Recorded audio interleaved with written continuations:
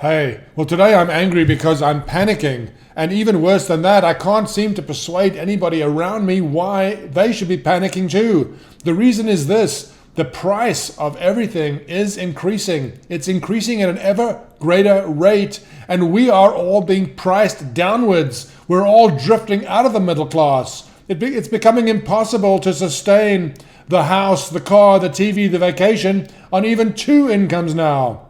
In addition to that, the thought of making enough money to be upper class, the amount of money it requires to be upper class, used to be $1 million was an envied person. A millionaire meant something.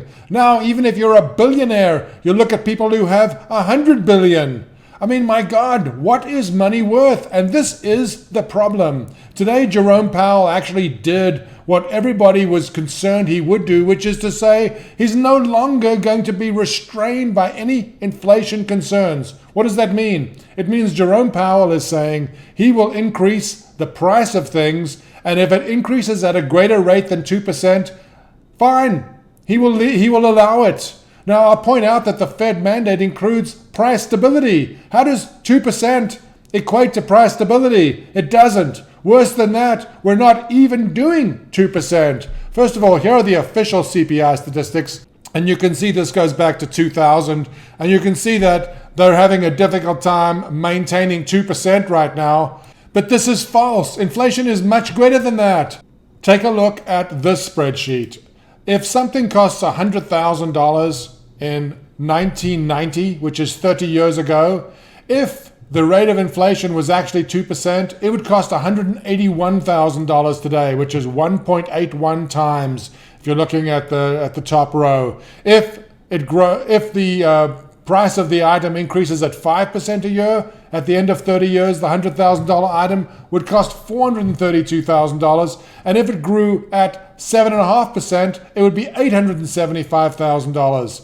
God forbid it grows at 10%, in which case the $100,000 house would cost you $1.7 million after 30 years. And this is pretty close to what we've actually seen. I mean, if you take a look at the next rows, this is what actual price increases have been for three groups. First of all, college. Now I'm going to pull up this to show you where the data comes from. This is actually Yahoo, not necessarily a great data source, but probably pretty representative of the real numbers.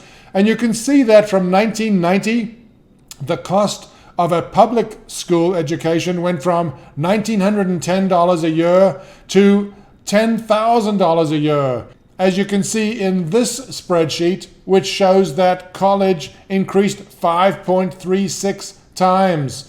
The S&P's gone from 330 to 35, almost 3,500. That's an increase of 10 times. And gold has gone from 390 to 1,932, an increase of almost 5 times. So it seems as if an increase of about 5 times is the norm. And if you refer back to the top lines in this spreadsheet, you can see that a 5 times increase equates to something a little bit worse than a 5% inflation rate.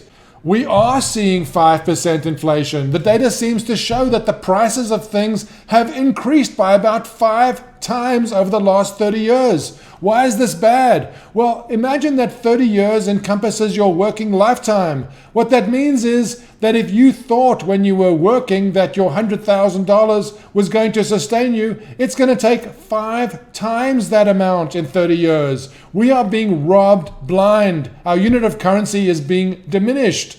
We are seeing about a 5% decrease in our purchasing power every year. Where does this purchasing power go? Why is it going down? It's because money is being created out of thin air, and about 5% is the erosion of the money that we have in our pockets. And this year, with the excessive debt creation, it's going to be even worse. And Powell today said he's not going to be constrained.